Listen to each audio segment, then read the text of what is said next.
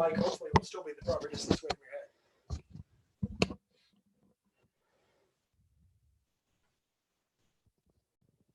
And I will text you to confirm that it's cool. Thank you.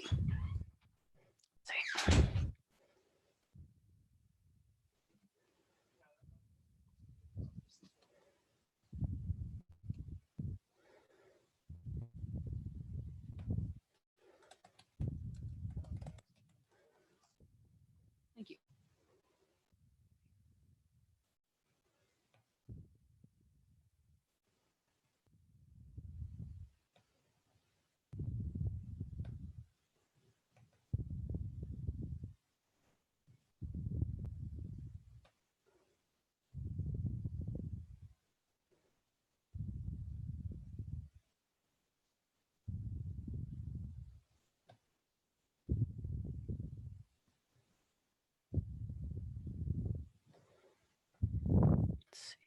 I'm going to start with, let's start with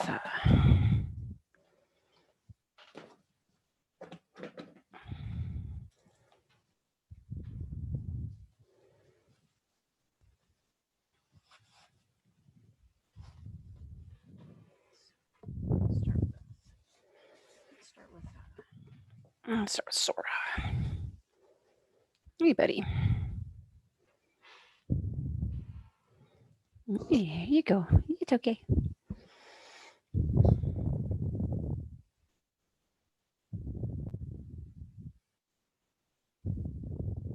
Start with Sora. Hey, buddy.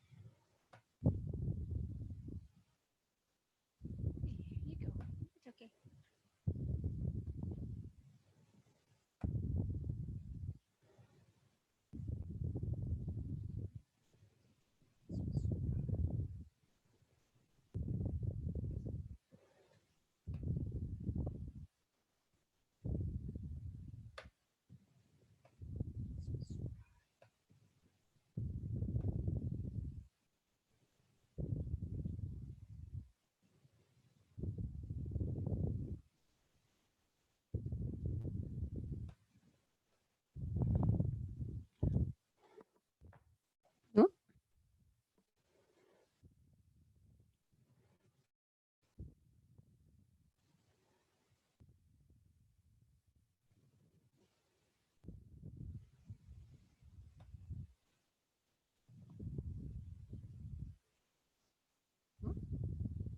Cool. You can hear me?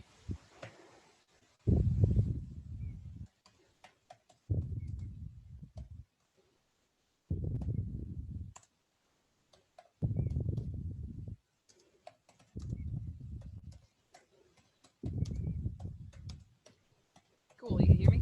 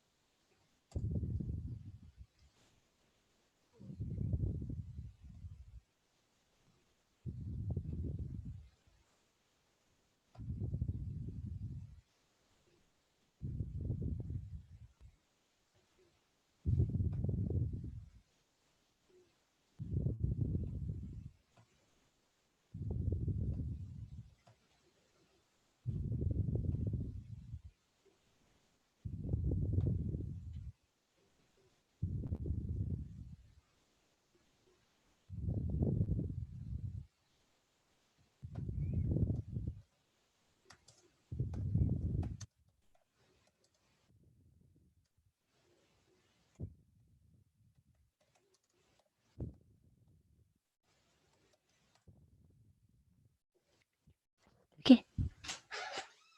Hi. You can see comments or questions. No, because if you look at this, so if I go to my full presentation, once I go full presentation, I cannot see YouTube. Just, swap out of the chair for 1 second. Sure. Hey, buddy.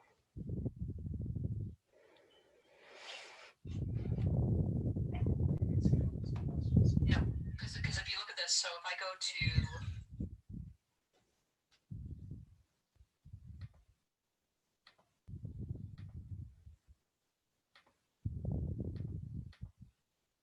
It's up there.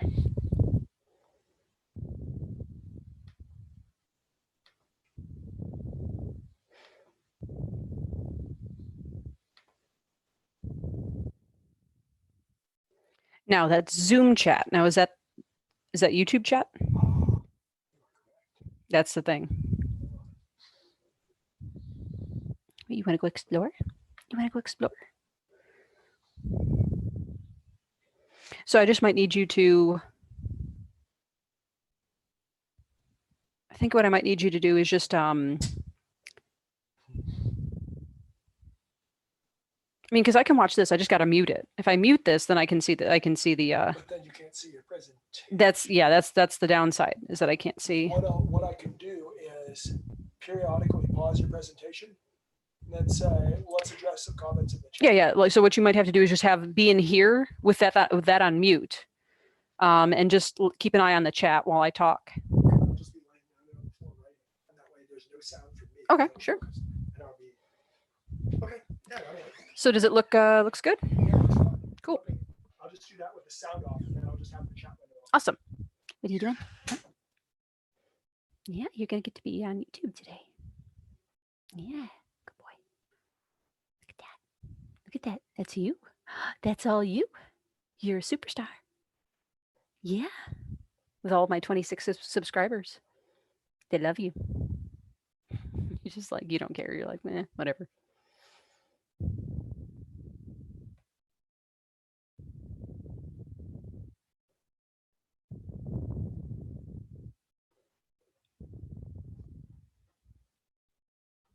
Do do do do do do do do do do do do do do do do do do.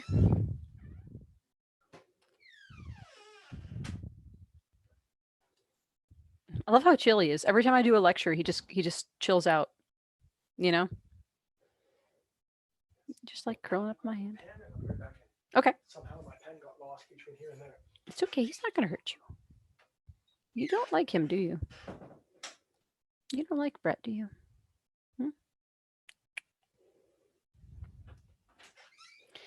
It's funny. Once you started moving, he got anxious. He does not like you.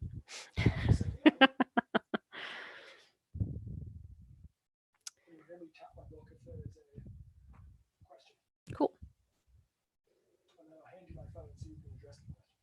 Alrighty.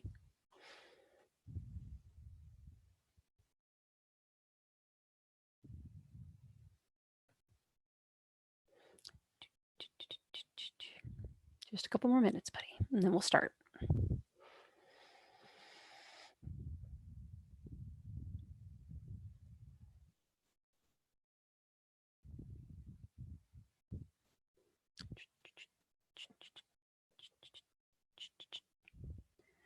Got the snake. Go do the snake dance. Gonna do the snake dance. Come on, Sora, break it down. Do do do do do do do do do do do do. We gotta count down. Do do do do. He's like, no, no, no want the attention. You don't want the attention? You don't want the attention, there, buddy? He's shy.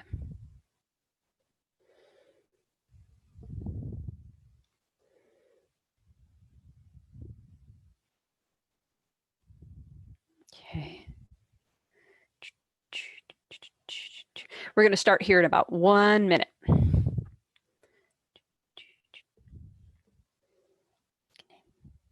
Can I nudge your head up so that people can see you? I know you're very shy and you don't want to be seen, but all right, it's 5 o'clock. Let's start this lecture. All righty, so let me get full screen on this guy. All righty, so this is Snakes 101. Hopefully, I don't know, like this is essentially my basic lecture for understanding snakes, understanding the importance of snakes, ecological importance of snakes, and how to understand like snake body language and how snakes function, all that kind of stuff. I'm not going to go into too much detail because it's beyond the scope of this class to go into way too much detail. There's textbooks about, snake biology and stuff if you want to really learn, go down the rabbit hole. But essentially, this is an overview of snakes now it's called Texas snakes, but you can use a lot of the stuff that we talk about here to understand snakes all across the United States. And we're going to touch on snake anatomy. And actually, the good chunk of the lecture is going to be snake anatomy and snake senses. So how do snakes function? How do snakes sense the world? And then later on, we're going to go into venomous snake identification, which is, I know, the reason anybody who's going to attend a lecture on snakes is probably going more for the identification stuff. So let's start with snake anatomy. So if you look at Sora here, and I'm going to go on full screen. Let's see, full screen. And it doesn't work. So if you look at Sora here, Sora is just essentially a head on a spine. And that's really what snakes are. Snakes are legless lizards. Now, they are not the same as true legless lizards. There actually are several species of lizard that do not have any sort of legs. However, snakes have enough anatomical differences between those true legless lizards to be considered their own, essentially separate group of critters. But if you look at it, they have a very simplistic skeleton. So it is, you have a head is attached to a spine, and then just spine with ribs. And the cool thing is each pair of ribs, or each set of ribs, each segment of the spine has a pair of ribs, which in turn has its own muscle and ligament connections and stuff like that. So snakes are incredibly complex despite their apparent simplicity. So even though they don't have the pectoral and the pelvic girdles like humans do, they still do have a very fascinating physiology that is just as complicated, if not more so, than ours, especially with their muscles. So snakes have essentially main muscle groups. So right along the ridge of the spine, they actually have lateral muscles that control most of their major motions. But then they can control individual ribs or pairs of ribs with groups of muscles, smaller groups of muscles. It's absolutely fascinating. So that is your basic snake skeleton. And snakes can have up to 500 ribs depending on the species. So very cool. And the cool thing is each of these ribs corresponds with a specialized scale on the belly called a scute. And that scute helps in locomotion because, I mean, if you think about it, a snake is a tube. How does a tube move across the ground? Well, they use their belly scutes in conjunction with their ribs and the muscles attached to those ribs to move across the ground in various ways. Let's see. So over here in this image, we have essentially a garter snake. This is a European garter snake, but this just kind of shows the general internal anatomy. Unfortunately, I don't have any really good internal anatomy, my own internal anatomy pictures, so I kind of just pilfered the web for a really good one. But this is showing you a garter snake, and it's showing you some of the basic and anatomical features, internal anatomy of a snake. So snakes, because of the nature of their bodies, their tube-like bodies, their organs, a lot of their organs are lengthened. And in some cases, some organs are even absent. Like, for example, snakes don't have diaphragms. They actually breathe by contracting the muscles on the main part of their body. Snakes have a heart, just like humans, except that it's 3-chambered opposed to 4-chambered. Snakes also have a big stomach. They also have lungs. Now, the cool thing about snake lungs is that they tend to only use, most snakes only have one functioning lung. They have like, and it's usually I think their right lung that is the functioning one. And then they have like a residual or like a residual lung that doesn't really do anything. And also kind of a neat thing about their lungs too is that only part of the lung and only the part closest to the head really engages in respiration. The rest of it is more for puffing up their body, either to stay afloat or to scare off predators. So you also got an intestine. You got your gallbladder and pancreas and intestines. You also have, and they do have a large and small intestine, just like humans do. The small intestine tends to be a little bit more not as convoluted as humans, and all of that goes down to a single opening. So whatever goes in the front comes out the butt, what we call the cloaca or the vent. And this opening here is kind of an all-purpose opening from which they urinate and defecate. Although urination is kind of weird because they don't urinate the way that humans do. They excrete uric acid opposed to urine. So instead of excreting a liquid, they excrete a essentially what comes out is a paste, like a whitish paste with then fecal matter associated with it. And here is a picture showing showing a cloaca. And the cloaca, again, is just a scale or set of scales that cover the vent, so the opening that from which all these things can issue. Now, a lot of snakes, the base of the tail is kind of interesting. So with snakes, their skeleton, or at least you could say the main part of their body, stops at the cloaca.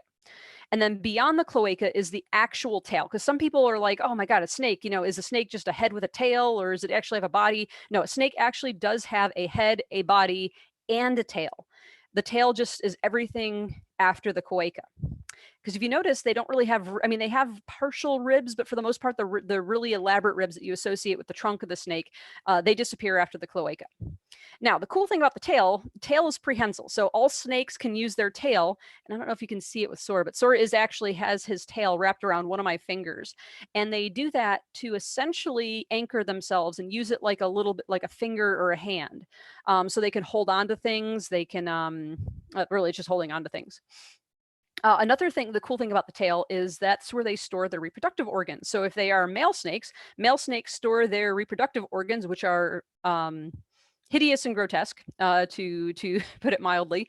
They store their hemipenes down here in the base of their tail. So it's actually a way that you can, with some species, not actually most species, let's say most colubrid species, most species that we have in the US, you can tell a male and female snake by looking at how much the tail tapers after the vent. So if it tapers really fast, it's a female. If it's wider, if it stays wide right after the cloaca for a bit before tapering, it's probably a male because it has to make room for the hemipenes. So this is showing you this is actually a Texas rat snake. So just like the snake I'm holding here, which is Sora, one of our ambassadors, he is a Texas rat snake. And this is showing you what he would look like if he were really pissed off. Right now you can see he's just super chill. He's just hanging out. Oh, does it? Okay. We're still working out this whole Zoom thing. So I actually don't know how long it takes for images to pop up on Facebook. So my husband tells me the image has popped up. So now that y'all can see it. So this is a Texas rat snake, AKA a Western rat snake. There's kind of debate as to whether or not, essentially most people still call rat snakes in Texas rat snakes, opposed to Western rat snakes, which they're Western rat snakes.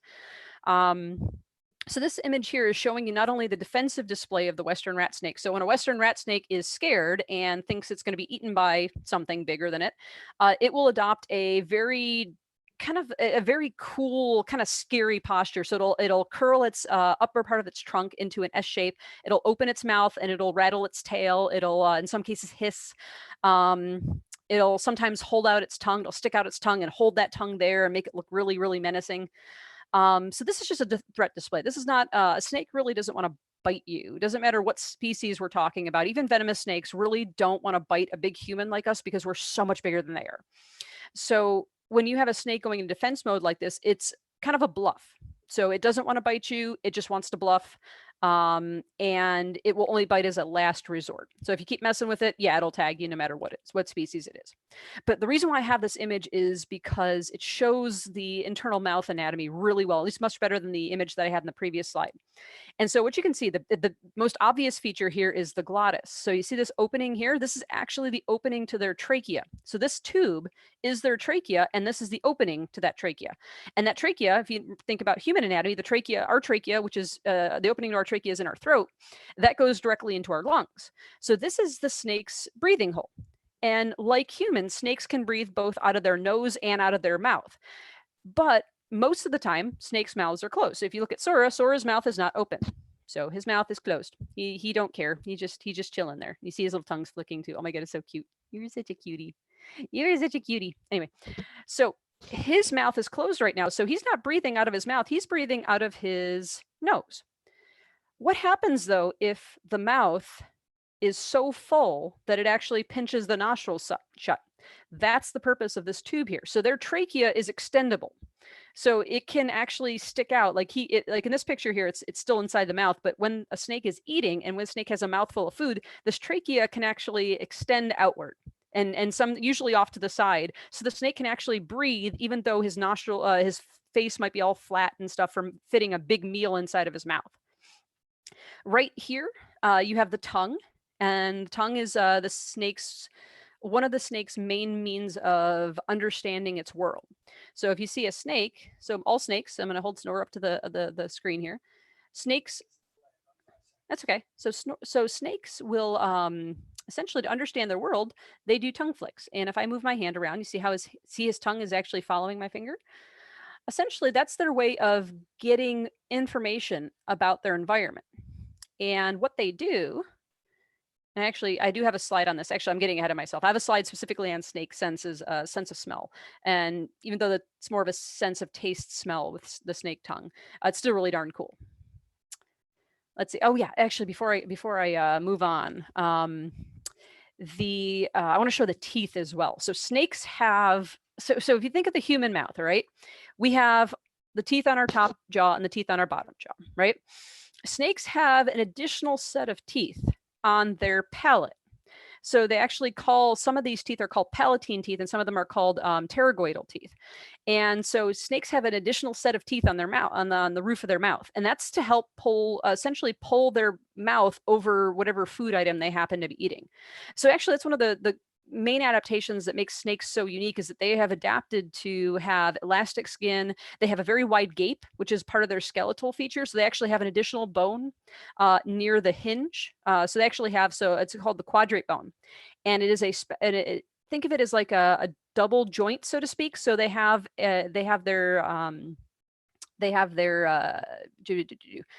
the bones of the bottom jaw and the bones of the top jaw meet at the corner, but there's an additional bone that connects those two, the top and the bottom jaw, that can actually be stretched out because none of the bones in the snake skeleton, or at least up near the head anyway, are fused together. So all of the bones are just loosely held together with ligaments and muscles. So when a snake wants to eat something, snakes can actually eat things that are twice as wide as their own body. Because they have such elastic skin and because their skeleton can kind of their skull can flatten and stretch to accommodate different sized meals. Very cool adaptation. Yeah. Let's see. Actually, here's a beautiful image of it, showing you, because this kind of ties in with my with a little bit of a discussion on snake skin. So snakes have actually probably one of my favorite adaptations of snakes, and what makes snakes either so appealing or so unappealing is their scales.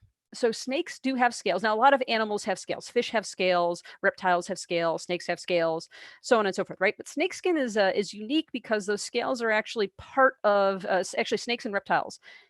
When scales are present, they are actually a part of their skin. So like with a fish, if you've ever had to clean a fish, like you caught a fish, you fished, you caught a fish, and you're cleaning it before cooking it, right? A lot of times you'll scrape the scales off. With snakes, you can't easily do that because the scales are actually they're integrated into their I can't even say that. Their integumentary system. So they're part of the snake's actual skin. Now, the cool thing is, though, between each of the scales, there is actually kind of like a layer of skin. So think of the scales as being like these overlapping tiles, but between the tiles, there is elastic skin. So this tiles can actually stretch apart to accommodate different sized meals or to puff up if the snake is feeling threatened. Um, and they're also keratinized too. So if you were to touch a snake's scales, they're hard, but they're also a little bit flexible too. So these keratinized scales, so it's actually the outermost layer of skin on a snake is made of, oops, sorry, I didn't mean to bump you. Oh, I'm so sorry. He was like, oh, well, you're touching me. And I bumped him. Sorry, buddy. I know, I'm so sorry. I'm so sorry. He's just like, what's going on over here? And I happen to bump him in the nose.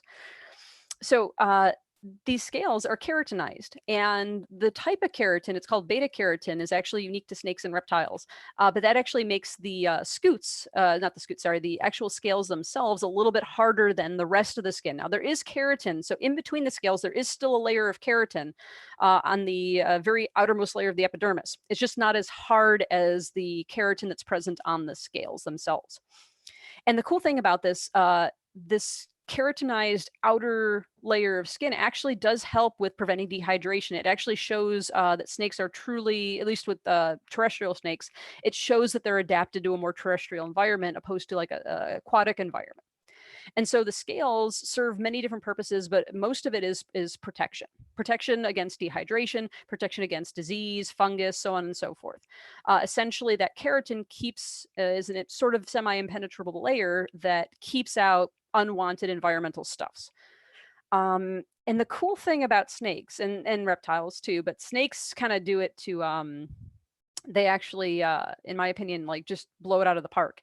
So when snakes grow, snakes the outermost layer of skin does not actually grow with the snake.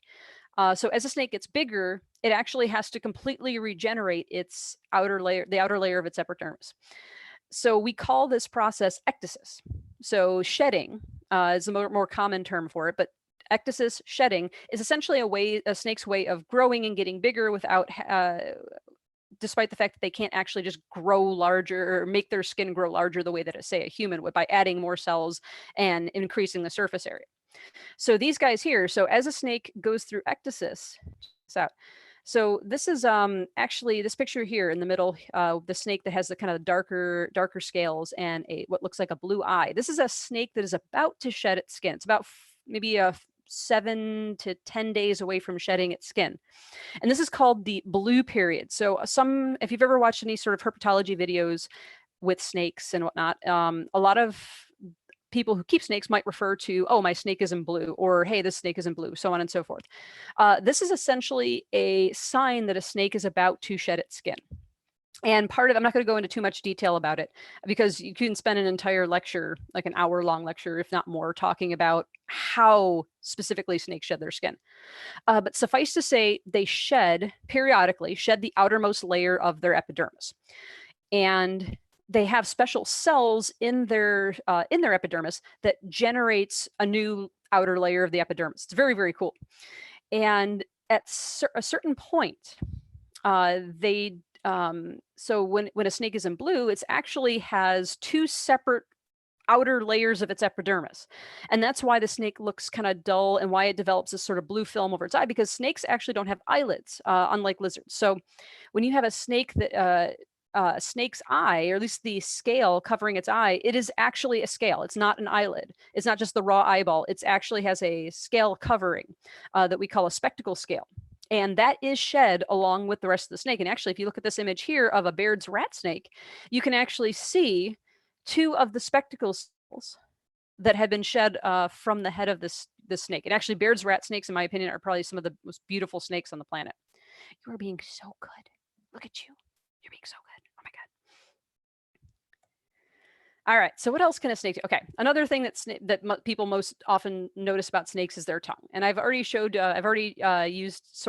Sora reacting to my hand. And so he is actually, a snake senses their environment through their eyesight, and also through their nose, and also through their tongue. Now, the tongue doesn't smell. I want to distinguish that. The tongue is actually kind of an accessory. So the tongue, unlike human tongues, they can't taste with their tongue. All of the whole purpose of the tongue is just to collect scent particles in the air and then to transmit them into the mouth, where they're picked up by the Jacobson's organ, or also called the vomeronasal organ. And then it is transmitted and turned to the brain through various nerves. So snakes can smell at a level that is different from humans, because they can still smell through their nostrils. Snakes have nostrils, they breathe through their nostrils, and they also have sensory organs in their nostrils that do pick up smells. However, their tongue can pick up greater amounts and more specific details from smell, I guess you could say. And the cool thing is, because the Jacobson's organ is actually a paired organ. So this is actually this left-hand image here is a cross-section of a snake skull, and it's showing you the nasal cavity. So the nasal cavity is just like a human nasal cavity. So it's a place where air from the nostrils comes into. There are cells in there that do pick up smell. But then you have the vomeronasal organ, or the Jacobson's organ here, and in the palate of the snake, there is a depression. Now, the tongue doesn't go into that depression, but it brings, it essentially rubs scent particles against the skin nearby. And those particles then migrate into the Jacobson organ, and then they're detected by the sensory, the nerves there and stuff like that, and then relayed to the brain for interpretation. But because these organs are paired, a snake can actually smell in stereo. So if you actually look at, like when you see him smelling, his tongue can go in different directions. So he can actually move his tongue around, just like you would move your eyes around to look at something around you. But they can also tell where something smells greater by which direction, so which tine, which of the tips of their tongue, and which part of the Jacobson's organ was stimulated by the scent particles. So they can actually determine, like, they can smell in stereo. It's just kind of mind-boggling, because we can hear in stereo, and we have binocular vision. Imagine being able to smell the same way that you could hear. So being able to pinpoint the location of a smell based on, like using, like, oh, okay, well, this nostril smelled something a little bit more potently than this one did. So, oh, it's over there. It's just really cool to me. Now, another thing, a lot of people believe that snakes, this is kind of like a misnomer, but a lot of people think that snakes are deaf because they lack external ear holes. So if you look at Sora's head, Sora does not, and Sora and all snakes, they do not have external ear holes, like humans and a lot of other animals. They don't even have a middle ear. They do have an inner ear. So inside of their head, they do have an inner ear, and they do have some of the similar bones to, like, the equivalent of like the anvil and so on and so forth that we do in our own inner ear. So how then does a snake hear? Because they can hear. They've done. There have been many studies to test the ability of snakes to hear different sounds, and those studies have determined that snakes can hear, but they can only hear in a certain range. And part of that is due to the fact they don't have external ears, and that they have to use their body to essentially pick up vibrations, whether they're vibrations through the ground or vibrations in the air. They actually use their body and their skeleton to funnel those airborne or groundborne vibrations to their inner ear for interpretation. So Sora can actually hear me. Whether he cares or not, that's on him. It's who knows what's going on inside his little snake brain. But he can hear me. But it's outside of within a certain range is where they can hear airborne sounds the best. And that's within the 150 to 600 hertz range. And they tend to have a peak at about 300 hertz, where human speech is about 100. So while he might be able to hear me, I'm technically closer to the lowest range of his airborne hearing capability. So he might register the vibrations, but he may not care about those vibrations. Let's see. Eyes. I love this. This is another cool part too. Oh my gosh, just getting to talk about stuff is fun for me. So actually, I'm gonna kind of Brett. Do we have any questions at the moment? Not at the okay, cool. So I'm gonna carry on then. So snake senses. All right. So we're continuing the whole theme of snake senses, right? So if you look here, I'm gonna bring Sora up closer to the camera. You see he's got these big, beautiful anime eyes. You see that? Look at those beautiful eyes. And all snakes have eyes, unless they're born without them. Sometimes that happens. And the cool thing is their eyesight is really darn good, because a lot of snakes use their eyes to hunt prey. Not all snakes. Like I think of, off the top of my head, I think of indigos, and I think of coach whips, and I think of racers and garter snakes. Those snakes are all active hunters. So they are actively tracking down and catching their prey. Some snakes tend to rely more on ambush tactics. So like they find a good spot that might be near like a mouse trail or a mouse hole or something like that. They set up shop there, and then they wait for food to come to them, and they catch it and either use venom to immobilize it, or they immobilize it with constriction. So the cool thing is you can sort of tell a little bit about the natural history of a snake based on the size and shape of their eye.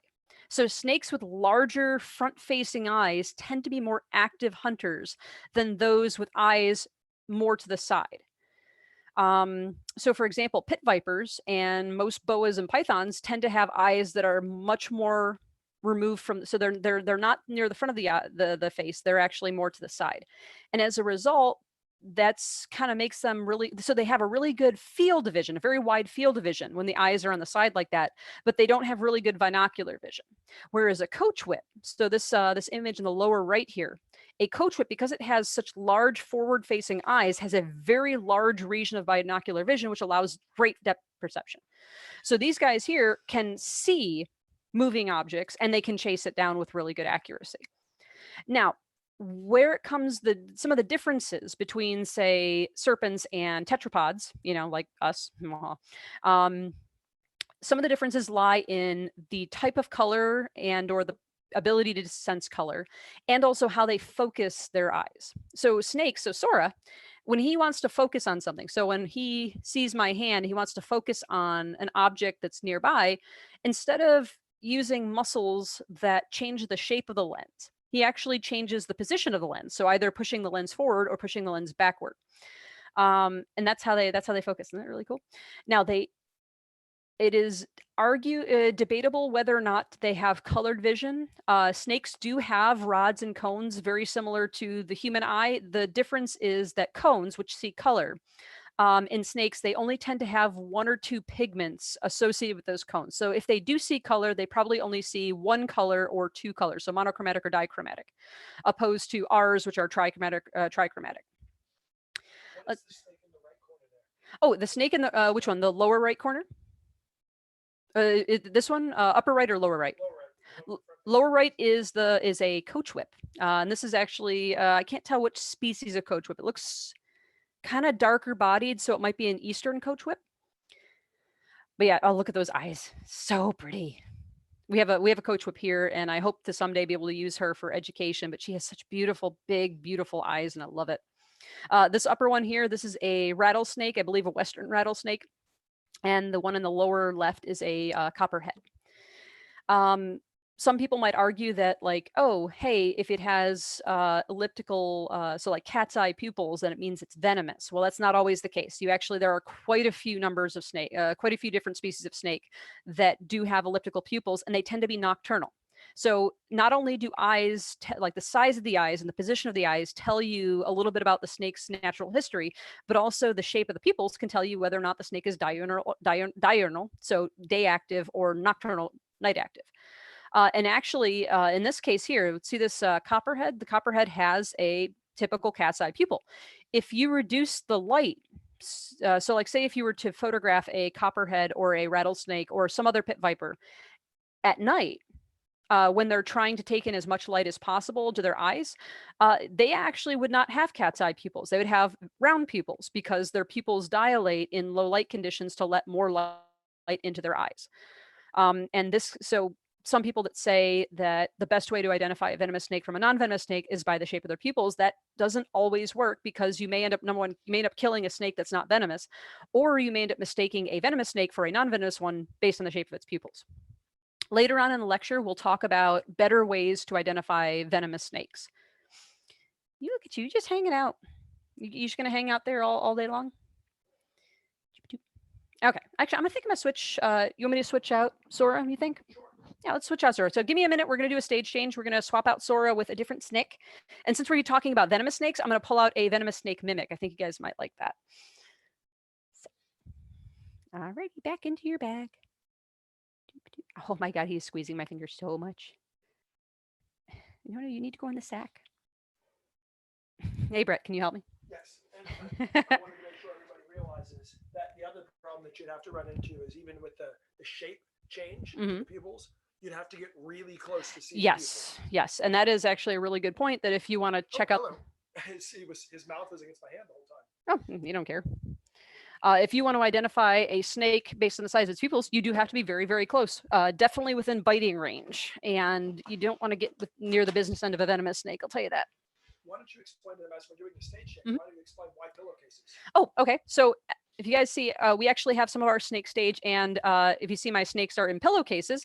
The pillowcases are actually to keep the snakes calm. Otherwise, they're in, I use plastic transport tubs to move my snakes around.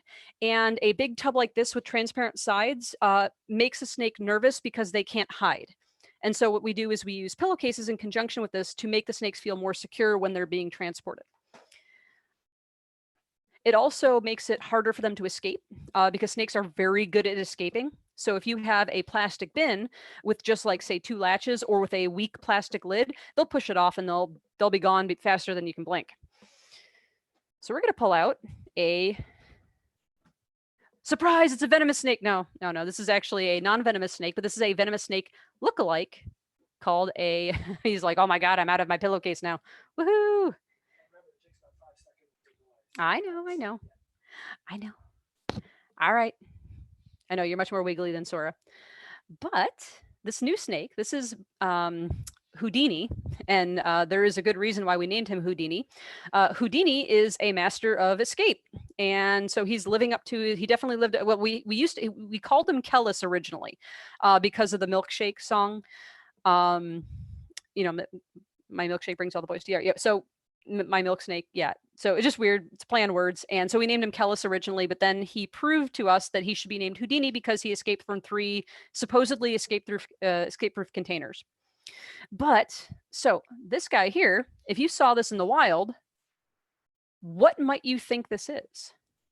Oh, if any of you said coral snake, you actually would be, you're wrong because it's a milk snake, but milk snakes as a species, one of their main survival adaptations is mimicry. So they are mimicking a venomous snake as a survival adaptation. So essentially they want to make you think that they are venomous and or bad tasting, so that you don't eat them. And so they've adopted through millions of years of evolution, they've adopted this amazing pattern that very closely mimics that of coral snakes. So if we're talking about venomous, this is a great segue into venomous snakes. So in the US, we have 4 different species or 4 different types of venomous snakes. In terms of species, we actually have lots of different species of venomous snakes, especially if we consider subspecies. But in terms of families, types of venomous snakes, we have 4 main types. Most of these species are native to the southern US. So for example, rattlesnakes, coral snakes, and copperheads are mostly southern, actually, I take that back. Coral snakes, copperheads, and cottonmouths are mostly southern snakes. So if you live in Texas or Florida, y'all need to be really, you need to pay attention to the type of snakes that are present, because you may end up encountering some venomous ones. Whereas if you live, like, say, in the Northeast or in the Northwest or something like that, you're probably never going to encounter most of these. Because we're Blackland Geology and Reptiles, because we're stationed out of the Dallas-Fort Worth Metroplex, this lecture is really more tied to like north central Texas, and specifically the species that we might find here. But what I have done is, on the different slides that I have talking about the different types of venomous snakes, I have a range map for each one. So if you are concerned about a venomous snake species, you can look at the range map and see if the snake is even present in your area. If it's not present in your area, you don't need to worry about it. If it is, you need to worry about how being able to identify it. So what we're going to do is I'm going to go through the venomous snakes in terms of their in order of their commonality, I guess you could say.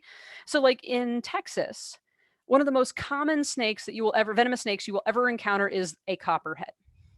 And now a lot of snakes, there are like rat snakes. A lot of people confuse rat snakes and various types of king snakes with copperheads. But once you learn some tips and tricks, you can be able to tell this snake apart from any other snake. So first things first, there are 2 different species. I mean, technically, there are potentially 3 different subspecies of copperheads, depending on where you are in the U.S. The southern, eastern, and broadbanded. Broadbanded might be considered a kind of an offshoot of southern. It's kind of, the nomenclature is a bit weird. But for the most part, let's just say eastern and broadbanded copperhead. So in Texas, if you're in Texas, you have to deal with both of them. If you're in the eastern U.S., you essentially have to deal with just the eastern copperhead. Now, copperheads are called copperheads because the top of their head is copper colored. All right. And they are the only snake with a solid copper colored head. Also, one thing that you want to notice is that if you are looking at the snake from a distance, you cannot see. They have like what they call, they have this scale here, the supraorbital scale, which actually sticks out a little bit over their eye. So if you are looking at the snake from above, you actually cannot see the eye from essentially an aerial view of the snake. They also have very, very big eyes, for, I guess, their size. And part of that's due to the fact that they're mostly nocturnal hunters, so they need big eyes to be able to bring in lots of light so they can hunt nocturnally. So let's see. They have copper-colored head. They also tend to have this kind of stripe, like a very sudden transition between the copper of their head and then a much lighter mouth. So they have much lighter mouth. Their nose is also much more pointier. Whoops, that's not what I want to do. The nose is much more pointier than, say, milk snake or a king snake or a rat snake. Rat snakes tend to have blunter, rounder noses. The way to distinguish the different types of copperhead is by the shape of their patterns here. So a copperhead is also a brown snake, So it's got a brown background and it's got brown either splotches or stripes. So in this case here, the eastern copperheads, they tend to have what they call Hershey kiss. They actually, if you look at various pictures of eastern copperheads, the darker patterns tend to look a little bit like Hershey kisses that meet along the spine. Whereas the broad-banded copperhead tends to have very, very thick, broad, dark-colored splotches that tend to be a little bit more uniform in color than the Hershey kisses of the eastern copperhead. Now, copperheads are pit vipers, and I think I might have actually missed this. I think I forgot to talk about this in my last slide. Pit vipers are a family of snakes that have, so they have nostrils, which are here, but then they also have a pit organ, another pit here, and that pit allows them to sense infrared radiation. So they can actually sense heat in addition to their normal eyesight. So they can see well with their big old eyes. They can smell really well, and then they can also sense infrared. And if you think about it, infrared vision is actually really, really cool to have if you're a nocturnal hunter, because everything's cool. But then if a warm-bodied like rat or bird happens to come within your field of vision, you can see that it'll light up essentially like Christmas tree lights on a blackish, essentially on a cold background. So a very, very cool, unique adaptation. And the cool thing is they're actually very, very accurate when it comes to striking. The snake, not only will they strike at a warm, fuzzy object, but they can actually strike specifically at the warmest part of the body, which tends to have all the internal organs. So the venom is a lot more potent, or at least administered much more intelligently than, say, just biting at random. This is a baby copperhead. Look at how adorable this baby copperhead is. So, yes. So I advanced the slide, and Brett, my husband, keeps reminding me that it takes some time for the slides to pop up. So while it is popping up, I will show you again, show off my lovely man here. Yes, Houdini, you are amazing. But even showing him off takes about 5 seconds. I know. So I know. Now the baby copperhead's up. Okay, so now the baby copperhead is up. A juvenile copperhead looks essentially just like a miniature version of an adult. The background, the kind of coppery, it still has the copper-shaped head. It also has 2 little dots. The adults also have these 2 little dots as well.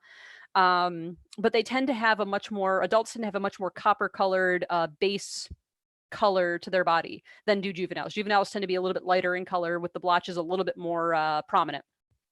Juveniles will oftentimes have a green or yellow-green tail tip. And it's believed that different colored tail is used to lure prey items. So like it's called caudal luring. It's where they will essentially kind of wiggle their tail like a worm. And it may interest or may bring animals closer to it, like potential food items closer. Like they think it's a worm. They're like, oh, look at that little wiggling worm. I'm going to go get it. And then they're bitten by a copperhead. Very, very cool stuff. All right. What are you doing? I know you want to go explore. You can go over that way. Oh, hold on. I scratch. All right. Now, the next most common venomous snake in the US, or at least in the southern US, is the cottonmouth. And these guys are also called water moccasins, depending on where you are. But the cottonmouth is definitely a snake that is more commonly associated with streams. The copperhead tends to prefer forests or leaf litter, places with lots of leaf litter and ground litter, whereas the cottonmouth tends to prefer places with lots of water. And it tends to, as a result, it shares its habitat with water snakes, and the water snakes oftentimes are confused for venomous snakes, for venomous cottonmouths, which we'll talk about here in a minute. But these are 2 examples of a cottonmouth. Now, cottonmouths, their colors and patterns and how vibrant they are depends on the age of the snake. There's a lot of individual variation, and as a snake gets older, their pattern, which actually looks very similar to a copperhead, sort of like a pixelated, imagine the copperhead, like the eastern copperhead pattern, but just more pixelated. As the snake gets older, it tends to get darker in color. So a lot of times in some older individuals, the snake might appear completely black with no pattern. This is a close-up on the right-hand side here. We have a close-up of the snake's, of a cottonmouth's head. And one thing you want to notice is that they are pit vipers as well. So they have their nostril and then they have the pit organ. So the pit organ, again, is that heat sensing organ. They have a very big eye. They also have, just like the copperhead, God, I can't even talk, the copperhead, they have a scale that sticks out over the eye. So if you're looking at the snake from a top down view, you cannot see the eye. This is important when we talk about, what are you doing? You want to come say hi? This is important when distinguishing between cottonmouths and water snakes, because water snakes do not have that scale that sticks out over the eye, so you tend to see more of the eye from the top of the head. Let's see. So let's talk about some of the patterns here. So cottonmouths have what they call keeled scales. So their scales actually have what like a bladed ridge that runs down the middle of each one. So if you were to touch it, it would actually feel, the scales would feel sharp, so to speak. It is hypothesized that that keel may serve a couple different purposes. It might allow for the snake to become more aerodynamic, so essentially more able to swim faster through water, or it is sometimes hypothesized that the scale, the keel might actually make the snake less shiny to make it more able to blend in with all the stumps and rotting logs and other things that are native to its habitat. So to identify one, the biggest thing is you're going to look for the raccoon stripe. So every copperhead has a what I like to call a raccoon stripe behind its eye. So it has the eye, and directly behind it is a stripe of dark colored scales that they have that is separated from the rest of the face by a lighter stripe, and a lighter stripe closer to the top of the head, and a white mouth. Definitely take a check at the look at this mouth though. This mouth, notice how there are no vertical bars on this mouth. All right. So if you see a dark colored snake, a dark colored heavy bodied snakes, these snakes are chunky. All right. Like they're fat. They look fat. All right. So they're very heavy bodied snakes. They're short also. Cottonmouths tend to max out at 3 to 4 feet. So they're not very big, but they tend to be very, very chunky. So if you happen to be like by a creek or near a creek or any place where there might be any sort of water feature, and you happen to see a big black snake that is chunky, that does not have vertical lines on its mouth, you're probably looking at a cottonmouth. This next slide has 2 different pictures on it. I know. I am waiting. I am waiting. I am waiting. I am buffering. The easiest thing to do is change the slide before you go to talk about it. That is true. That is a good point. So here we have a threat display, cottonmouth doing a threat display. This is also an older cottonmouth because you notice the pattern tends to be reduced or absent. They're called cottonmouths because when they open their mouth in like a gaping threat display, they tend to have a white mouth, which is kind of startling against their black colored body. However, remember earlier in the presentation, I showed you a picture of a rat snake that was doing the exact same threat display. So how do you tell the difference between something that is venomous and something that is not venomous? So big thing here is you're going to look for the raccoon stripe. So you see this baby one on the right, raccoon stripe, raccoon stripe. So right behind the eye, there is a dark stripe that goes behind the eye, and the mouth does not have any vertical lines that cross the lips. Also, if you see what look like 2 nostrils on the top jaw, you're looking at a cottonmouth and not a rat snake, for example. Rat snakes don't have the pit organ that the copperheads do. Also, they tend to be kind of fat and chunky. Where are you going? You're just gonna go off and do your own thing, huh? You want to go type on the computer? You want to go express your opinion on the internets like everybody else? Okay. This is so this is a juvenile cottonmouth. They actually look a lot like pixelated copperheads. If you take a copperhead baby or a copperhead and you pixelate its design, that's what a baby cottonmouth looks like. So notice how the baby cottonmouth is a lot lighter in color. And this is actually true for a lot of different snake species, as these juveniles get older, their pattern changes. So they tend to lose the stripes and bars and stuff, or at least it's not that they lose them, it's just that the general background color of their scales tends to change, and they tend to get darker with age. But like the copperhead, they do have, juveniles oftentimes do have a green or greenish yellow tail tip, which they use for caudal luring. Again, you're looking for the eye scale too. So the raccoon stripe, the eye scale, the presence of the pit organ, and also the chunkiness and presence near water. And I'm really trying to draw attention to those lips, because when you talk about when you try to distinguish between a water snake and a copperhead, water snakes can have the same heavy body as a copperhead. So most water snakes are going to be thick and chunky and short, and they're going to have big heads. And a lot of times when a snake is threatened, even when a snake is threatened, they're going to flatten their head out and try to make their head look triangular. Another common misconception about venomous snakes and identifying, oh, you coming over to investigate? You want the microphone? He's like, I get the microphone. Venomous snake, everyone says that venomous snakes have triangular heads. Well, the thing is, a lot of snake species can flatten their heads out, and oftentimes do so when they are, you giving me some attitude? You are giving me a little bit of attitude. Why are you giving me attitude? A lot of snakes will flatten their heads out when they feel threatened. So how do you tell the difference between a harmless water snake who is flattening his head because he thinks you're going to eat him and a copperhead? Well, the biggest difference, okay, so again, if you see a big, black, chunky snake near water, if it has lines on its mouth, so you see these lines here, these are called labial lines. And if you see a snake like that near water, it's not venomous. Any snake in the United States with labial bars on their lips, they are not venomous. Also notice the eyes. See how the eyes are really big and almost look like frog's eyes? But notice how there's no scale, no angry eyebrow scale to cover the eye, so that if you were to look at it from the top, you're actually going to see part of the eye globe. So if you happen to be near water and you happen to see something that looks like this, big, thick, black, and chunky, you have a big snake, or not big snake, but you say a big chunky, fat, dark-colored snake, and it doesn't have lines on its jaw, you're looking at it, and it has angry eyebrows, so to speak, that's a cottonmouth. If you have a snake that is chunky, dark-colored, near water, but doesn't have the angry eyebrow scale or the labial bars, you're looking at a harmless water snake.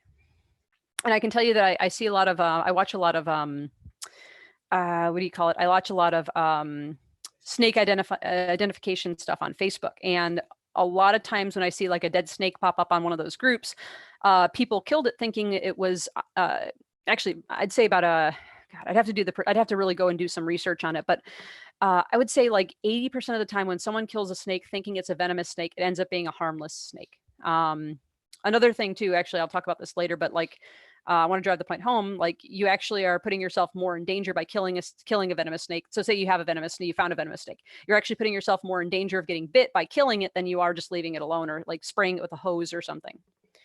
Okay, I'm gonna go put you. I think I'm gonna go put you back in your sack. Can you help me with I'm gonna pull out Bodacious, I think. Where are you going? He's like, no, I'm gonna go get up there. He discovered the we have a hutch, and he discovered the shelving on the hutch, and he wants to go explore that. Hello. Boop. I know. It's okay. Take your hand with it. Yeah, he's trying to take my hand with it. I'm gonna hold on. I know. Work on his butt to get his tail down in. Yep. Hey, buddy. Sora, and this is Bodacious.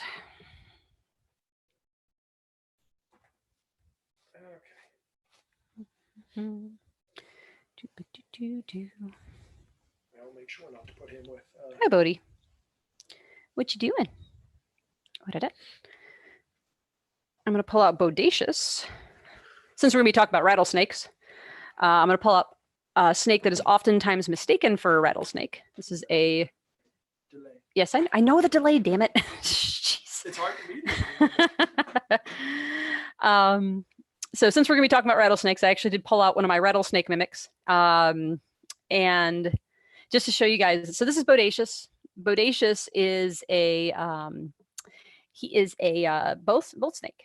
And bull snakes they have so much personality. He is such a fun snake. He's kind of a wuss too. He's scared of everything, and I'm trying to help him get over that fear of everything. But he's kind of a wuss as far as bull snakes are concerned. But he's a baby, a juvenile.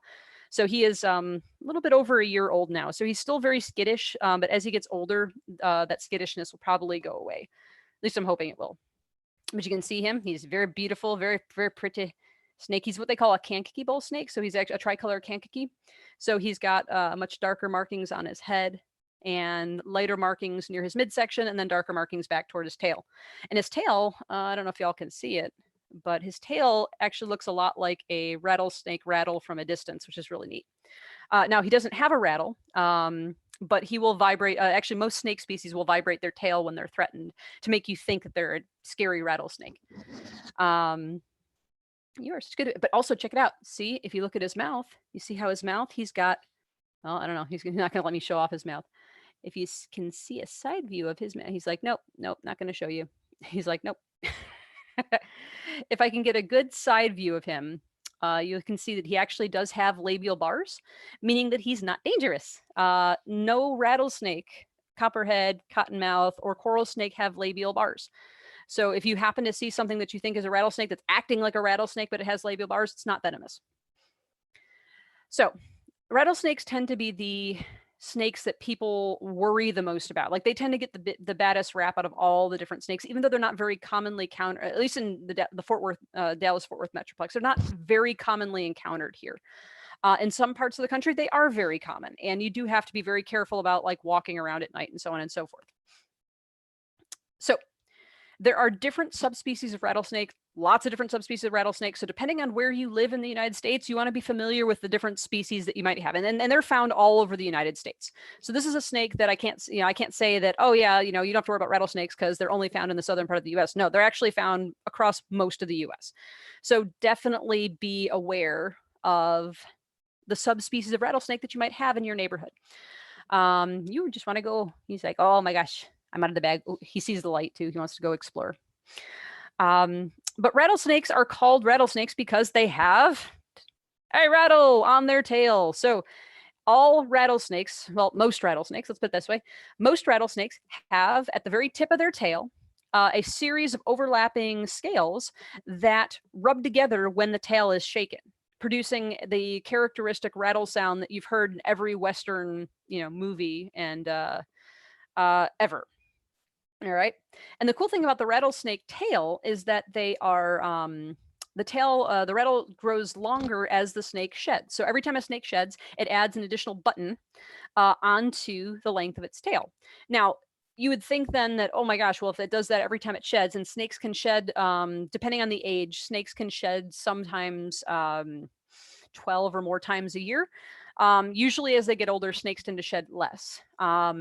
But you'd think then like, well, gosh, if if a rattlesnake adds a new button onto its rattle every single time it sheds, then you'd think that rattlesnakes would have these really long rattles. Well, the problem is that the longer the rattle gets, the more unstable it gets and the more brittle those older buttons become. So a lot of times as a rattlesnake is doing its thing, hunting or just cruising through the desert, a lot of times the older buttons will break off, reducing the size of the rattle. So in captivity, I've noticed you tend to see rattlesnakes with longer rattles because they don't move around as much. But yeah, you can see here on the right-hand side that essentially they're just overlapping scales. And the rattlesnakes actually have specific special muscles in their tail that allows them to shake their tail like that. Because normally when a snake, like say for example, if Bodacious wanted to shake his tail, again, all snakes shake their tail regardless of whether or not they have a rattle or not.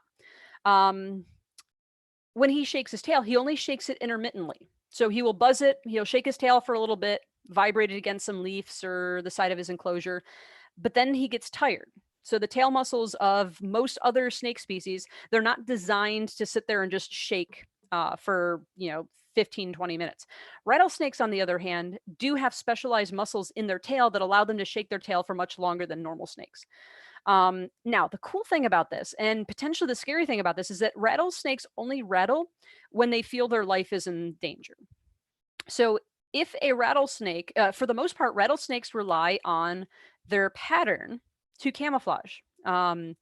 So a rattlesnake, you could be inches from a rattlesnake in some tall grass and it might not rattle because it doesn't feel threatened. Essentially, it only feels threatened when it knows that something knows it's there. So all the different pictures, like if you go type in, rattlesnake, do a image search on Google, for rattlesnakes. Most of the pictures you're going to find are rattlesnakes in their defensive posture. So they have an S-shaped posture with their, head up, and they're rattling like crazy, or they have their fangs exposed or something like that. Those are like the extreme end of a defensive display. So if a snake, like, say, for example, and actually this is true with most snakes rely on their camouflage. They rely on the fact that they can blend into just about anything to avoid detection. If they are detected, then a lot of times a snake will bluff to try to scare you. Well, actually, if they're detected, usually most snakes will just try to run away. Is like, okay, well, crap, my disguise has failed. I'm going to try to run if I can. If they can't run, snakes then will start to bluff. So they will rattle their tails, they will assume a defensive posture, and they will try to scare you off by making themselves as intimidating as possible. If that doesn't work, that's when bites happen. So most of the people that end up in hospitals because they've been bitten by a snake either are just really unlucky. So like they happen to be walking, they didn't see the snake, they stepped on it, the snake turned around and bit them because it was scared. Essentially you have a snake minding its own business, somebody steps on it. I mean, think about it. If you were just laying down there enjoying a sandwich on the sidewalk and someone steps on you, you're going to turn around and bite them or punch them, right? So if you have a snake now, a rattlesnake, just kind of chilling and doing its own business, and you step on it, because again, most rattlesnakes aren't going to move out of your way because they are relying on the fact that they can camouflage into their environment to make them invisible. So most snakes, if you walk near them, they're not going to move because they hope that they can remain unseen. So if you happen to be walking off trail or something like that, and you happen to step on a rattlesnake, because you have hurt the rattlesnake, its only line of defense afterwards to try to get you away from it is to bite you. Whereas if you corner a rattlesnake and you continue poking and prodding it, then that rattlesnake is fearing for its life, and the thing it's going to do is going to rely on its venom to try to drive you away. Now, rattlesnakes, the venom, some people argue that like rattlesnakes don't ever want to, like, they don't want to lose their venom. Like, no, if a snake's life is in jeopardy, snakes can go months without eating. So a rattlesnake knows it can go months without eating. So it may not want to part with its venom, but if it has no choice, like literally, if you push it to the point where it's like it thinks it's going to die, it will bite you and it will inject venom as a means of trying to get you away from it. And you don't want to be tagged by a rattlesnake. Rattlesnakes and other pit vipers have very long curved fangs in the top of their mouth that actually rotate. This is really cool. I didn't really go into much about dentition in snakes, but these big fangs, remember I said that snakes had two different rows of teeth in their top jaw? Well, pit vipers, so rattlesnakes, copperheads, cottonmouths, they have lost the outer row, so their maxillary teeth. They don't have any teeth in their maxillary bone. The only tooth they have is their fang in that bone. They do have, some of them do have palatine bones, but most of them have just the pterygoidal teeth in the back here. So essentially all their teeth have not mutated, but like essentially been reduced in favor of this cool fang. And the neat thing about this fang is, see how long it is? Like, imagine if that fang was constantly erect. If the snake were to close its mouth, it would go right through its jaw. Well, to keep that from happening, the snake actually, this tooth is actually able to fold up against the top of the snake's mouth. Whoa, nope. The tooth is able to fold up against the top of the snake's mouth when it's not in use. It's really darn cool stuff. So if you look at this, you have this one picture of a rattlesnake up here. Notice his mouth is closed. You don't have teeth or fangs popping through the bottom of the jaw. No, they're actually rotated and resting against the top of the mouth when they're not in use. So this guy here, the snake in the upper left corner, this is an eastern diamondback rattlesnake. This is the other one with the fangs is a western diamondback rattlesnake. And this one is a timber rattlesnake, also called a canebrake rattlesnake in some parts of the country. Honestly, canebrakes are probably one of my favorite types of rattlesnakes, just because they're so cool looking and they're so chill and mellow. Like your eastern diamondbacks and your western diamondbacks kind of, you don't want to mess with them because they don't like to back down. But these guys really just don't care. The timber rattlers don't really care. They tend to be pretty chill. One question here. Oh, I got a question. Yay question. So obviously, if a snake is dead, a venomous snake, yes, people can get pricked on the fangs, etc. Yes. Max asked the question: if it's dead, can you get envenomated because the nerves aren't dead, and some might still bite even after they're dead? Yes. And this is another reason why you should not try to kill a venomous snake. So say if you've positively identified a venomous snake in your yard or your property or something like that, even if you kill it. So say most people kill snakes by decapitating them because it's kind of hard to shoot a snake in the head because of how small the target is. If you decapitate a snake with a shovel or a hoe or some kind of or a machete or something like that, the snake, because snake reptiles have slower metabolisms than mammals, they don't die as quickly as a mammal would if you decapitate it. So their head tends to live on for about a half an hour longer than a mammal's would. So if you were to decapitate any of these snakes here, their head's still alive for half an hour, and they can still envenomate.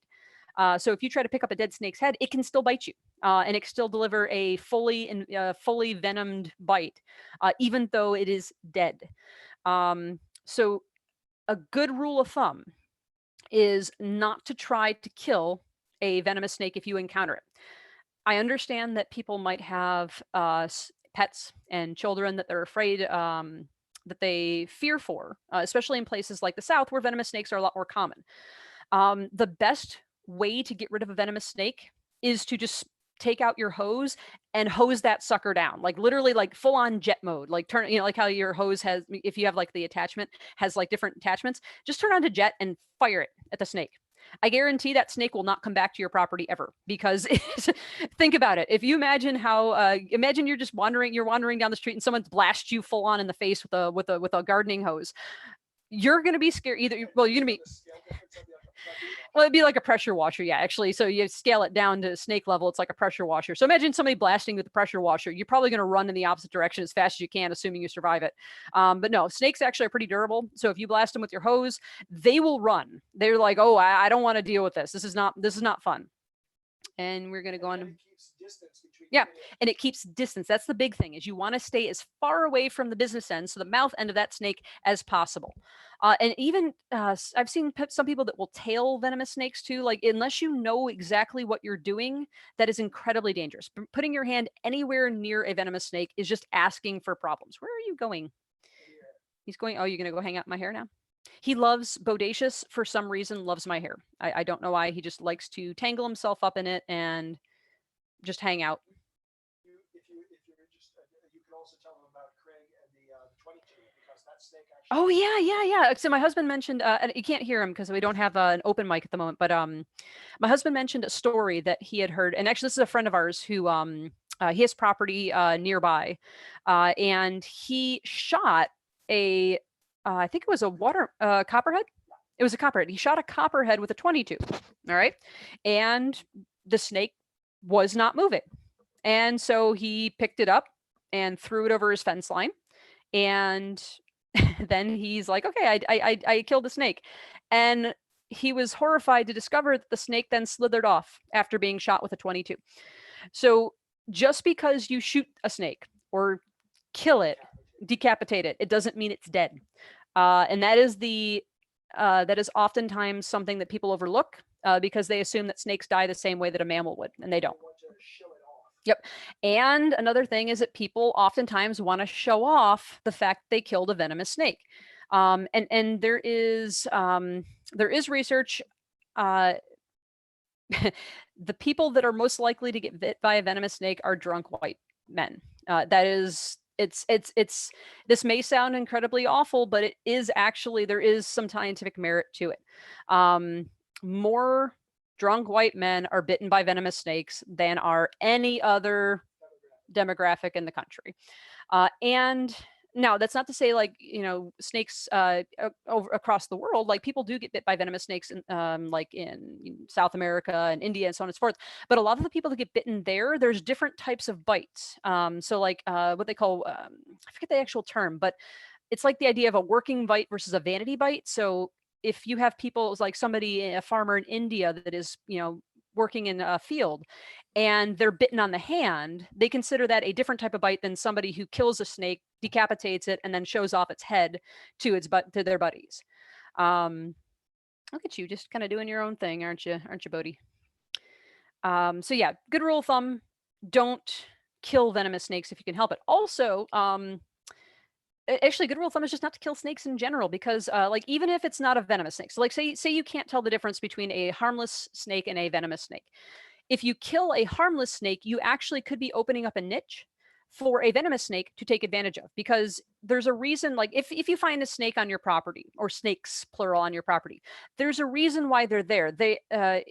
Snakes will only will live in areas, really, snakes will live in areas where there are food, water, shelter, and female snakes, male or female snakes. So they need to find places to breed and or deposit their eggs. Really? Really? What are you doing? What are you doing? I don't know what you're doing. He's just gonna go do his own thing, aren't you? He's joking me a little bit. Really, Bodhi? Yeah. So, what was I talking about? Brett, what was I talking about? I don't remember. You were talking about. I was listening, but with the moment that transition. Yeah. I think you were talking about how venomous snakes can react to predation because people have taken so many from the wild. I think we were going into the narrative of like the rattles and the non-rattles. Sorry, if it seems like this weird. Okay, we're gonna put you down because you want to go. Yeah, hold on. We're gonna have yes. Hold on. No, you can. No, he's gonna go over here. Go on, go that way.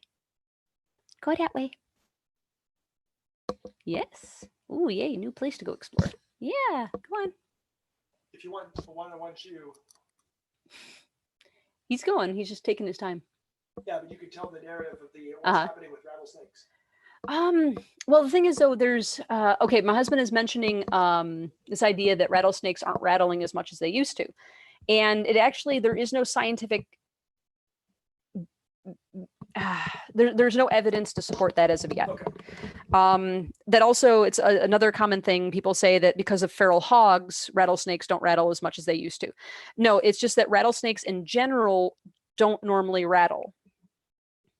Put you back in there. There you go, buddy. It's okay. He's like, no. That's cool. He's just caught on the cord. Here we go. Snakes are not headphone compatible. We are going. There we go. You're trying to get back out. Hold on. Okay. He is. Oh yeah, he's Bodhi. That's what he does. Here for the rest of the lecture. Do me here. Go grab me and Zara. Cool. So, talking about rattlesnakes and their propensity for. So, there are different urban myths suggesting that rattlesnakes are losing their ability to rattle. For the longest time, I believed it because I'd heard various stories about places that do rattlesnake roundups and stuff. And unfortunately, there's no sign. The more I looked into it, there's no scientific backing for it. So it's all anecdotal evidence, which is good if it is peer reviewed and accepted, as peer reviewed, I guess you could say. But right now, it's just anecdotal evidence with no peer review. So it's just it's hearsay, so to speak. But I think part of that ties into the fact that rattlesnakes don't normally rattle unless they are threatened. Let's see. So we talked about that. All right. So we are moving on. Our last type of venomous snake. Now these guys, coral snakes, are only venomous. Are only found really in the southern U.S. So anybody in the Northeast and any place north, essentially, you guys don't have to worry about coral snakes. And the cool thing is, coral snakes are yay. You don't want to come out of their paper towel tube. No, he likes his tube. So I'm gonna pull out one of my snakes. This is Anzara. So he's technically not a native Texas snake. He is a palmetto corn snake. So if you look at him, he is palmetto because he is white and he has little freckles of orange and gray and red. So he is a corn snake. Corn snakes are native to the southeast U.S. They are normally a kind of a reddish, like a reddish or yellowish red color with a yellowish, like reddish, like darker red and black splotches. But this one, palmettos are almost a flavor of leucistic, if you want to call it that. So they have essentially blue eyes and a light colored or white body. But what distinguishes them from a true leucistic snake is the fact that they have the freckles down their body. And it makes for in my opinion, just a really, really beautiful snake. Now he's rather young, so he's still we're still working with him too. He's a bit young, a bit skittish. He's always been that way, but we're working with him every day. So he's going to hang around with us for a little bit, and let's see. Oh, sorry, we're talking about coral snakes. God, I'm distracted by my snakes. So coral snakes. Coral snakes are, I put them last on the list because they're technically, while they have the most potent venom out of any venomous snake in the US, they actually are related. They're in the same family, Eliphae, as cobras. And they have venom that has neurotoxic properties opposed to, like, say, pit viper venom, which tends to be more hemotoxic. Generally, I mean, there's a lot of variation, but generally speaking, coral snake, drop for drop coral snake venom is much more potent and much more much more dangerous than rattlesnake venom, because it tends to affect the nervous system more than it does, say, whereas rattlesnake venom tends to do more tissue destruction. So, for example, if you're envenomated by a coral snake, your heart and your diaphragm, it can actually paralyze the muscles that coordinate your heart beating or your diaphragm breathing. So essentially, you suffer paralysis from a coral snake bite, opposed to a venomous pit viper bite, where you suffer tissue destruction. So you might lose a finger, but it doesn't affect, like, say, the way that your heart beats, or so on and so forth. Now, the reason why I list these last is because of the fact that they tend to be a lot more reclusive than any of the venomous snakes that I've spoken of thus far. So coral snakes tend to live in out of the way areas. They don't like living around people. I mean, they can. I've seen lots of pictures of coral snakes from, like, suburban areas in Texas and Louisiana and so on and so forth. But they tend to avoid people. They're also small. Like Anzara, the biggest coral snake will be probably about as big as Anzara and no bigger. So they are very small, and they have fangs that are not like, they're different from pit viper fangs. So pit viper fangs, remember I mentioned that they actually rotate. So when they go to bite, a pit viper will rotate its fangs forward to envenomate, which allows them to have longer fangs. Whereas a coral snake actually has fixed fangs in the front of its mouth. So it can't rotate its fangs, meaning that in order for it to close its mouth without piercing its bottom jaw, the teeth have to be very, very small. Now, just because they're small doesn't mean that they can't envenomate. And it's also a common misconception that coral snakes have to chew their food to envenomate it. No, they can just, they can bite and they can envenomate. Their venom delivery system is just not as efficient as, say, a pit viper, so a rattlesnake or a copperhead. Now, one of the most common ways that people will, so if you tell someone about a coral snake, almost all the time this rhyme pops up. So red touches yellow, kill a fellow, red touches black, friend of Jack. This is good. I mean, this is, now, some people say, oh, you shouldn't use this rhyme at all. It's terrible. It's like, no, it's actually, it is a good way to tell venomous, or to quickly identify a coral snake, or something that is coral snake like. I guess that's the big difference, is a lot of people take issue with the rhyme, because a lot of coral snakes are or a lot of non-coral snakes are misidentified as coral snakes, or vice versa. So generally speaking, yes, red touches yellow, kill a fellow, red touches black, friend of Jack. So if you look at this coral snake picture, this is a Texas coral snake. Notice how they have black bands, yellow, red, yellow, black, so on and so forth. So you see how the red and the yellow bands are generally touching one another on the coral snake, and then the black and the yellow afterwards, right? So if red touches yellow, kill a fellow. This rhyme, again, is a good way to quickly assess whether something may or may not be venomous. However, there are other things that you can look for too. So one of the best ways, in my opinion, of telling coral snakes apart from anything else that might be coral snake-like is to look at the head. So if it is black and yellow only, so the head and the tail are black and yellow only. So you see how it's got little, the head here is black, you have yellow and black, but the head is there's only black and yellow in the head. If you have red in the head in any way, shape, or form, it is not a coral snake, or it shouldn't be a coral snake. Let's put it that way. However, there are aberrant patterns. So the next slide I'm going to show you guys is an example of a coral snake that was found in Texas. And the coral snake differs from your everyday coral snake because it doesn't have any red pigment. It's what they call an aneuploidy coral snake. And so if you tried to use the rhyme, the red on black, friend of Jack, red on yellow, kill a fellow. If you tried to use that rhyme, you might actually inadvertently think this is a safe snake and pick it up and get bitten. So while the rhyme is good, in certain cases. It only works for North America, and it's not 100% accurate. So you just have to remember that. What I would recommend doing is getting familiar. So if you know you have coral snakes where you live, get familiar with how to recognize them and what other coral snake mimics might be present in your area. So for example, if you have like other types of milk snakes that might be living in the same environment as coral snakes, just learn how to identify the different features. And again, looking at the head, the shape of the head, tend to have very short snouts. So if you have a snake that looks very similar to a coral snake but has a long snout, it's probably a long-nosed snake or a scarlet snake. And the tail then also tends to be solid black and yellow, whereas other milk snakes tend to have other colors mixed in potentially.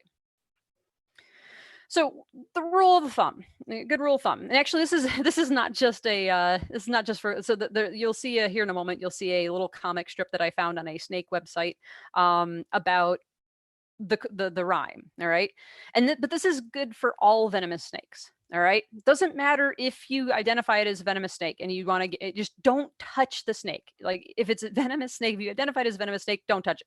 If you can't identify the snake, you found a snake in your yard, you don't know what it is, don't touch it because you don't know if it's venomous or not. It is better to be safe than sorry. So if you happen to see a snake in your yard and it is an unwelcome guest, you don't want it there, take out your hose and hose it and just fire that hose full blast and scare the heck out of it, and then it will go away.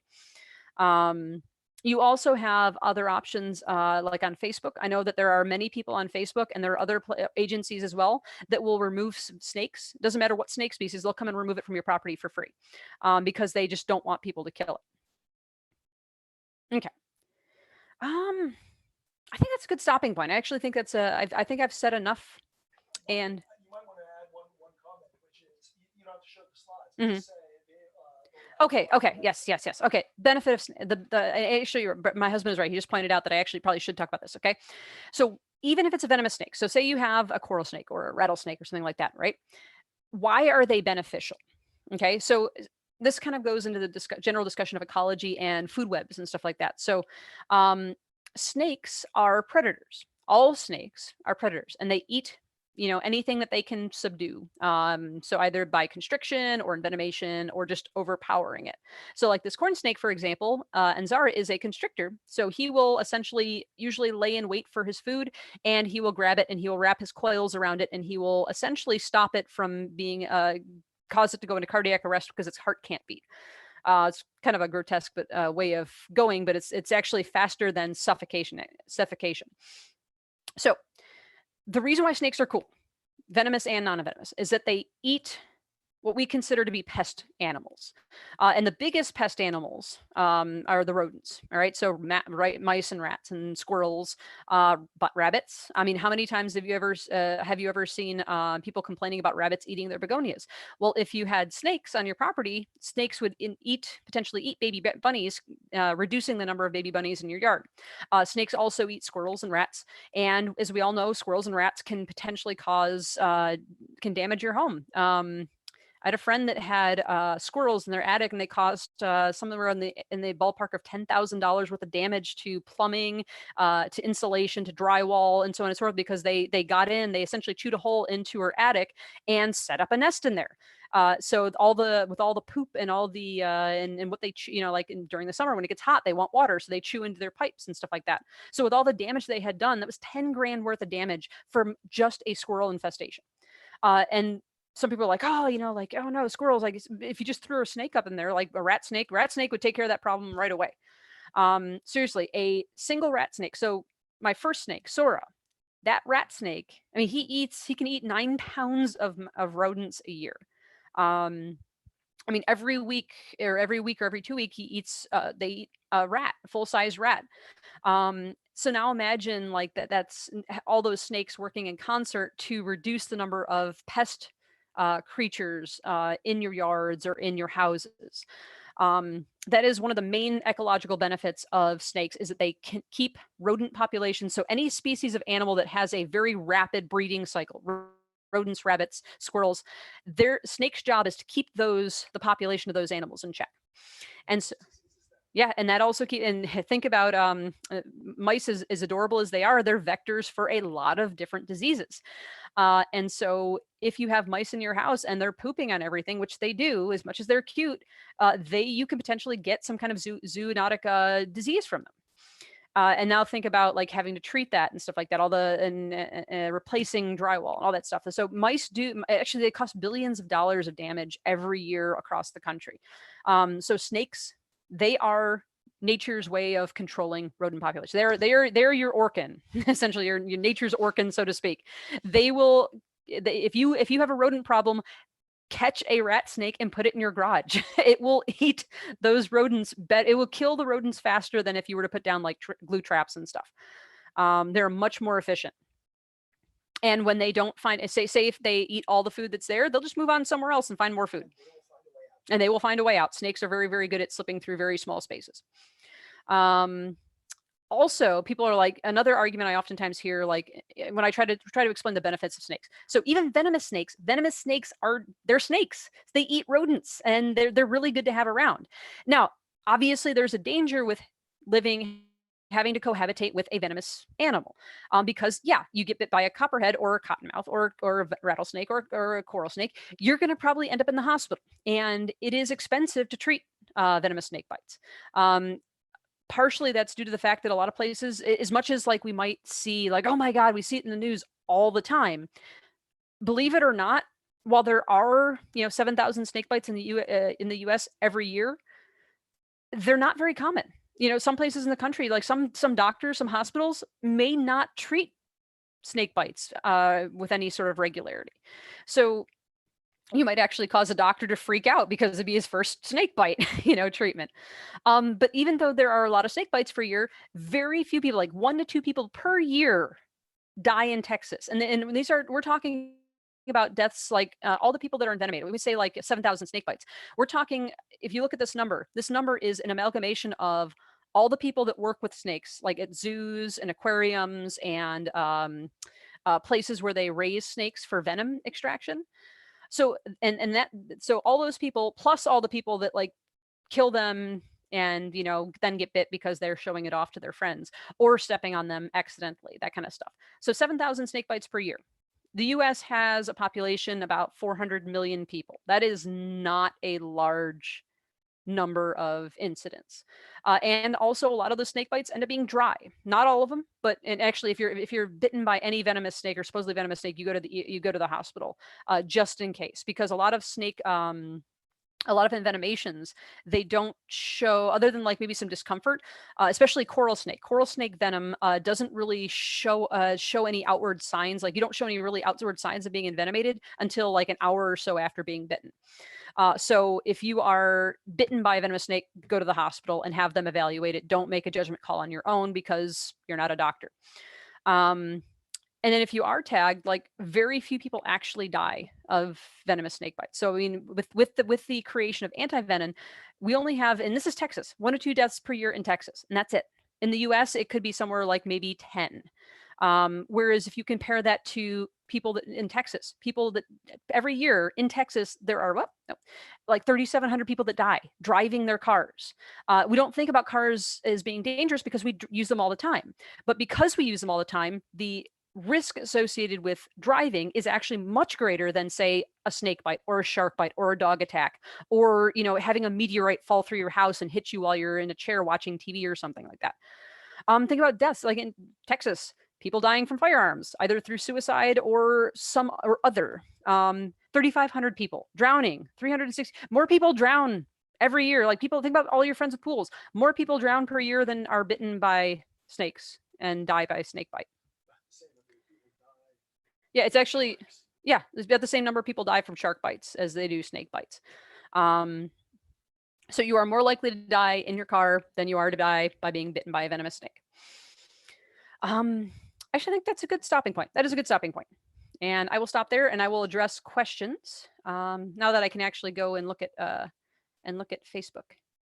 Okay, so if you haven't, it's like now that we're done with the lecture, if anybody has any questions, please ask. I am all for questions. I love questions. So please ask. Let's see. Do, do, do, do.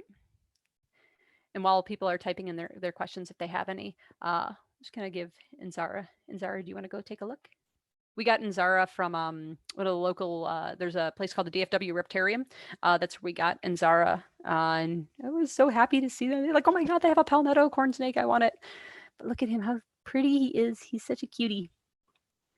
He's so curious too. He's so curious, but he's also kind of a wuss too. But again, baby snakes tend to be kind of more skittish.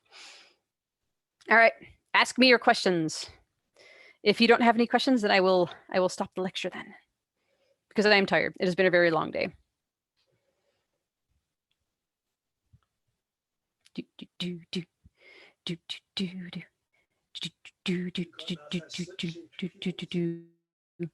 Cottonmouths, so venomous snakes, so cottonmouths, copperheads, and where are you seeing? Are you actually? Is it updating? It's you have to go to YouTube. I'm seeing the comments here. Oh, okay. So my husband's gonna have to relay comments to me since I really can't easily see the comments. So the question is, said copperheads? Do cottonmouths have vertical elliptical like cat-like pupils? All venomous snakes all pit vipers in the U.S. have elliptical pupils, so they have cat-like pupils, but only in bright light conditions. If they are in low light conditions, the pupils will tend to dilate and look more round. And so somebody who is only relying on the shape of pupil to identify a venomous snake from a non-venomous snake, if you caught, say, a snake at night, the snake would actually have pupils that are dilated and therefore might be mistaken for a non-venomous snake. There are also plenty of non-venomous snakes that have elliptical pupils too, that you might end up, if you're just basing it off of eye shape or pupil shape, you might actually mistake it for a venomous snake when it's not. Yes, what are you doing? Such a cutie. Do, do, do, do. Max and Zara, Max loves you. You know that? Max says they love you. He's like, no, I'm gonna go explore.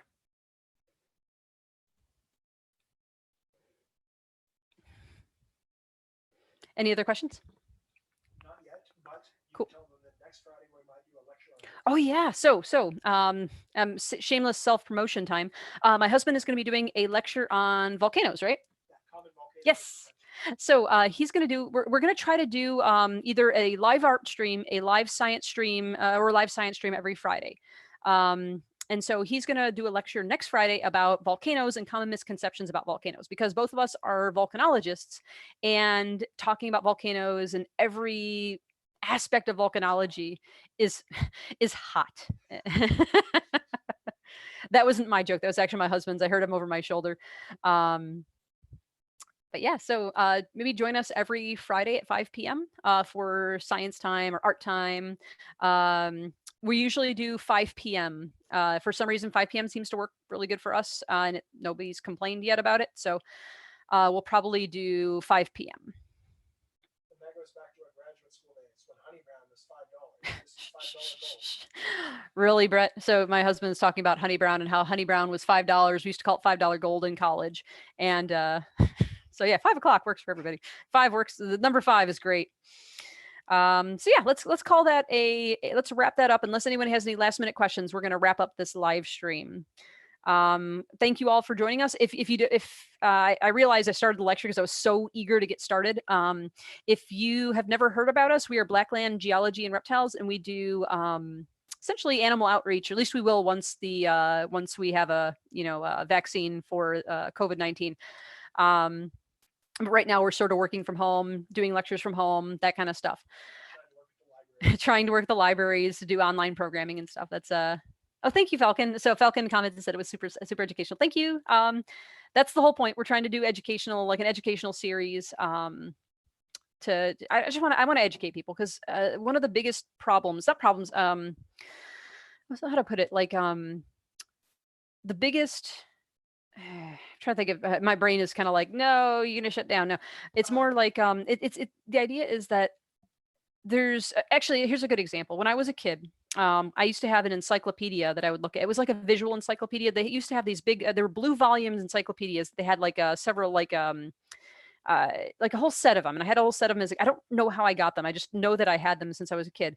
And I remember the volume V. All right. And they had a big section about volcanoes, and they had this 2-page spread of a volcano erupting and shooting lava everywhere, and there are people running and screaming. It was really cool, but really terrifying. I remember when I was reading through that and I happened upon that picture, I was terrified of volcanoes. And I used to have nightmares about lava and volcanoes burning down my house and stuff like that. And I remember that fear and uncertainty about volcanoes kind of stuck with me for most of my life, because it was actually like not a defining moment in my life, but I just remember from as a kid being really super moved and terrified by the imagery that book was showing me. Because and part of that is because I didn't understand it. Because when you're a kid, you really don't understand it. And when you're not uneducated, but like when you don't know something, you don't understand it. And when you don't understand something, you're more likely to be afraid of it than if you understand how it works. Another good example is tornadoes. Brett and I, we used to live in the Northeast. We moved down to Texas for work, right? And up in the Northeast, we don't have to worry about tornadoes. I mean, technically, they're very rare. We do have them, and I know that my hometown had one when I was a kid, but it was a small one, very small one, and everyone talked about it for years. I mean, 20 years later, people are still talking about that one tornado they had that year. And so, you know, when I moved down here, all I had was the stigma associated with tornadoes, like because you see videos about tornadoes ripping apart people's houses and stuff like that, and it's sensationalized in the weather channel and on the news and so on and so forth. And so you think that, oh my god, the South, tornadoes everywhere. And like so when I first moved down here, I was terrified of, especially during the spring, when I knew that tornadoes were a little bit more common during the spring, but I was terrified of them. And it wasn't until I started researching how tornadoes work that I actually, it's like, oh, why was I so afraid? Like the actual likelihood of my specific house being hit by a tornado is minuscule. Like I'm more likely to die, be struck by lightning while winning the lottery than I am, than it is, yeah, and riding on a flaming motorcycle than it is for my house, my specific house to be hit by a tornado. So it's like, okay, well, why am I worried about this? And also you can look at, the more research you do, you can research, you can learn to read the clouds. So like if you notice particular types of cloud formations, that can tell you whether a tornado or whether a storm is capable of producing a tornado or not. The same thing with interpreting radar images. Looking at radar images and looking at moisture variants and stuff like that. Like there's a whole bunch of stuff that, like the Weather Channel and other weather prediction agencies will use to determine to make their predictions about like severe weather. And so they're looking at like the rate of the potential for atmospheric for air to rise, the moisture content in the air. They're looking at vorticity. They're looking at different levels, like wind speed and wind direction and different levels in the atmosphere. It's all this cool stuff. And unless all that stuff lines up perfectly, you don't get a tornado. You get a severe thunderstorm. So it is very rare for tornadoes to form. But the problem is, because we sensationalize tornadoes, people tend to think that they're more common than they actually are. And that the same thing holds true with snakes. We tend to sensationalize snake bites, and like these aggressive, rattlesnakes, and they need to be killed because they're, and anacondas. Oh my god, like any of these, the movie Anaconda and stuff like that. Like we sensationalize this stuff, so we think that it's much more common than it actually is. So like, we think that snake bites are more common than they actually are, when they're not. And also when venomations are not nearly as common as you think, especially if you take certain precautions to avoid envenomations. So that's my whole goal with these and with these lectures, and Brett's goal eventually. So with all of our educational lectures, we want to dispel a lot of the myths that surround certain topics. So one of the topics Brett's going to present on is volcanoes. Again, kind of going back to my childhood fear. Like, are volcanoes as menacing and dangerous as people think they are? In truth, no, unless you live right next to a volcano that has a history of erupting. And even then, it might be, the repose period between eruptive events might be hundreds or thousands of years. So it is, we want to essentially address all this stuff at the same time educating y'all about it. So yeah, I think that's about it. So yeah, tune in next Friday, 5 p.m. So same bat time, same bat channel, huh? Lol. Excuse me. Just a bold person is going to be presented. Yeah, just my husband says just a balder person is going to be presenting. So yeah, he's going to be presenting next week, and I'll be making commentary over his shoulder. And hopefully we'll have like a mic. I actually would love to have a mic and have like both of us actually commenting on various things at the same time, because it's just he's my husband. I'm not funny. I have like the personality of a teaspoon. My husband is actually really funny, and it's fun to kind of listen to him. He gets a whole tablespoon. I just get a teaspoon. But all right, yeah, that's it. So thank you for joining. Please, if you, oh my God, I almost did the whole. If you like this content, please like and subscribe to our channel. No, seriously, if you like it, awesome. Like it. If you want to, please share it. We really want to. We're trying to essentially get our name out right now. And so anything that y'all can do, if you can spread it around, let people know about it, that's what we're doing. We're offering discounts right now because of COVID.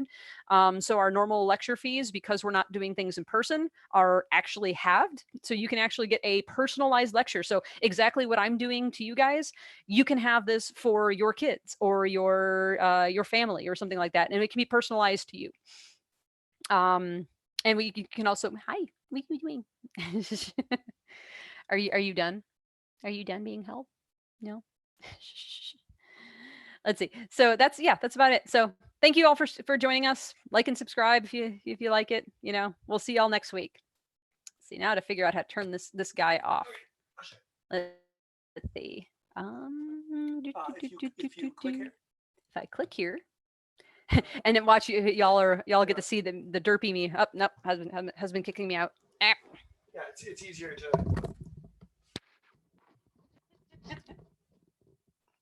It is. Hold on.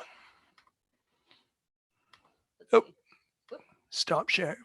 Okay, I am learning. End.